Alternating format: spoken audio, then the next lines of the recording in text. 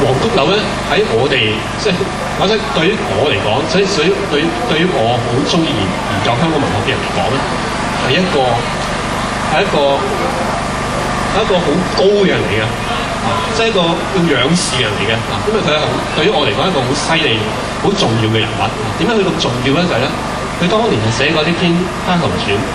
咁當時咧，佢係發表喺一份叫做《華商報》嘅報紙。咁嗰份《華商報》咧，喺1940幾年嘅時候咧，係一份左派報紙，有少少類似我哋今日嘅《文匯大公》一樣。咁但係咧，當年嘅左派報紙即係當年嘅《華商報》咧，或者佢哋唔會叫自己叫做左派報紙，而係叫自己做進步嘅報紙，或者叫自己做前進嘅報紙，或者叫自己做愛國嘅報紙。咁喺佢哋嗰個年代裏邊咧，佢哋係真係前進嘅，即係佢哋真係先進嘅，即係唔係口號嚟嘅，真係進步嘅，即係的而且確的確係進步，同埋咧佢哋咧係的確係革命嘅，確實係一份革命報紙嚇。咁所以咧當年嘅左派係真係革命嘅，係真係進步嘅。咁佢呢篇《蝦球傳》咧，當年喺《華商報》連載嘅時候咧，係分幾個章節嘅，其中一個章節就叫做《春風化雨》。咁咧，大家手頭上嘅呢兩頁咧，就係嗰個《春風化雨》嘅頭嗰幾章。其實成篇小説嘅開頭，咁係講咩嘅咧？其實講個小朋友，大概係一個我估大概係想像啦嚇，13、14歲嘅小朋友。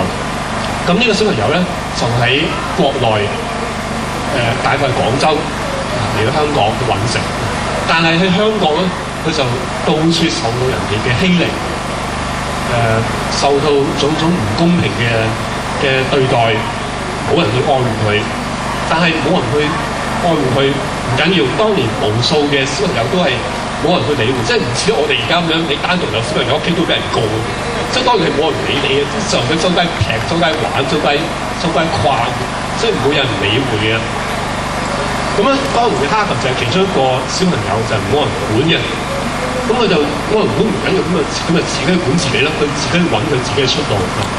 咁呢個小説講佢喺香港去周圍去揾佢嘅出路嘅其中一個古仔嚟嘅。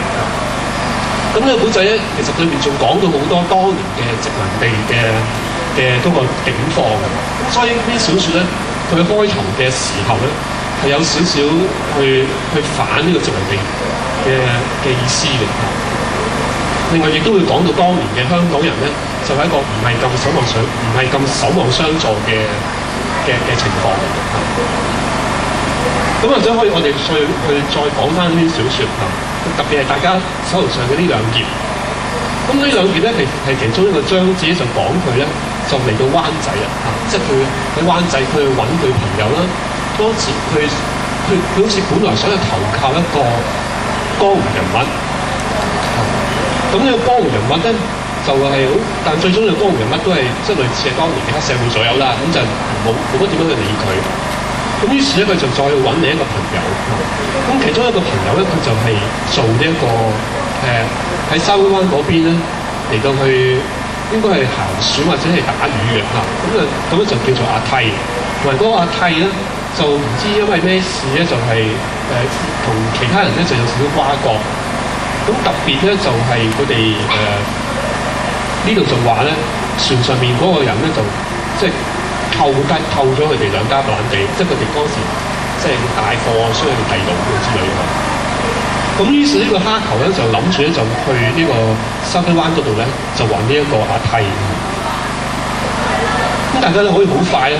就睇呢啲小説咧，跟住咧佢就話佢呢個蝦球咧，就跟住翻去嗰度佢屋企嗰個五叔嘅屋企裏邊咧，就唔知點樣咧，就俾人打咗身。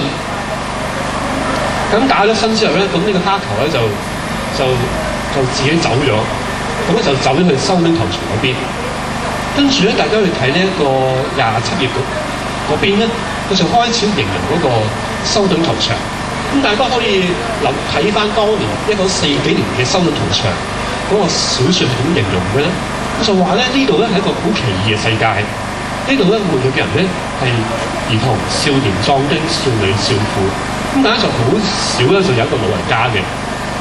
咁喺度咧，飢餓嘅魔鬼咧就跟隨每一個人，追逐咧人堆裏邊嘅失敗者。每一個人咧都好焦躁咁樣咧，互相喺度望緊。咁啊，有啲係賣藥嘅啦，有啲就喺度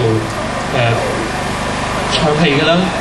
咁有啲係扒手喺度周圍咧就揾目標啦，有啲警察啦，跟住仲有一啲即係當年嘅妓女啦，同埋仲有一啲工人。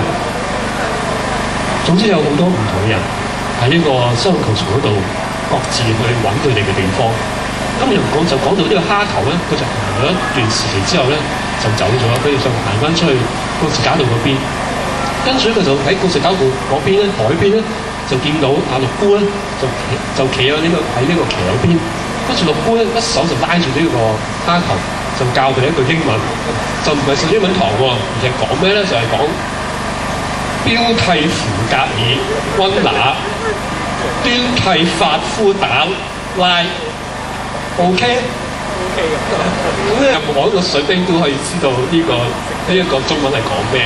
佢意思就即係話靚女一碼25蚊好唔好咧咁樣。咁呢個蝦頭就佢都知道係點解，咁但係佢諗之後咧就拒絕咗呢一個六姑，就俾1蚊，就唔理佢，就繼續行佢嘅路嚇。但係跟住佢好快就記得呢一樣嘢，因為佢冇錢啊嘛，就問都問佢邊度瞓咧咁樣。咁啊，小說嚟到呢度咧係有啲有趣嘅。佢有趣嘅地方就係咧，可能大家仲要去睇翻成篇小說嘅開頭，就接翻落嚟呢度咧就有趣。佢有趣就係咧呢個蝦頭呢個細路仔咧，其實佢係有啲原則嘅。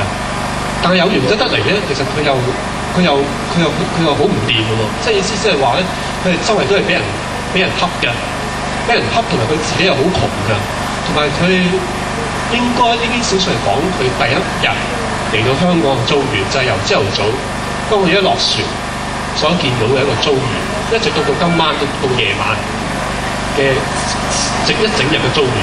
喺一整日裏邊咧，佢喺唔同嘅地方去揾唔同嘅人。但每一個人咧都係幫唔到佢，每一個人咧都係蝦佢嘅。有啲係江湖人物，或者有啲係佢啲以前喺廣州識嘅一啲人。但總之每一個人咧都係對佢唔好去恰佢嘅。又到夜晚啦，佢仲要去揾另一笪地方，要揾嗰個阿契。去揾阿契嘅途中咧，仲要俾人打。打完之後，佢又喺呢個收容球場行咗一陣。去到呢個碼頭邊咧，就見到呢個六姑本來咧，佢俾1蚊佢，其實1蚊對於蝦球嚟講咧係好緊要嘅。30年後佢1蚊，40年後1蚊，即係等於我哋而家今日嘅100蚊，即係1蚊可以做好多嘢。但係佢唔要呢1蚊，即係佢拒絕做呢件事。咁我諗其實佢唔係真係唔想幫呢一個六姑，而係咧，即係喺佢自己嘅嗰個佢本身嗰個人嚟講咧，佢就係唔想幫，佢覺得呢樣嘢係唔好嘅之類。喺佢心目中，佢覺得呢件事係一件唔好嘅事，於是佢就拒絕唔做呢件事。咁所以呢個蝦頭咧，其實佢係一個有原則嘅嘢。佢話：今次我哋可以再睇落去，跟住嗰段，跟住呢一個蝦頭佢又冇錢啦，又俾人打啦，跟住佢點啦？跟住佢就行到去呢一個海邊，去到呢個碼頭邊咧，就俾人好似係吹醒咗啦。跟住佢就諗起佢要快啲去筲箕灣去揾阿契啦。咁於是咧，佢就走去搭電車，跟住咧搭電車就搭，咁啊搭到去呢一個總站。咁啊落咗總站之後咧，就行去海邊啦。跟住咧，大家留意個小説咧，佢就話咧，他經過一條像祖國內地縣城一個式樣的小街，兩旁有矮矮的店鋪，燈火通明，招引不少艇上的顧客。蝦球留心辨認，沒有一個是他所要找的人。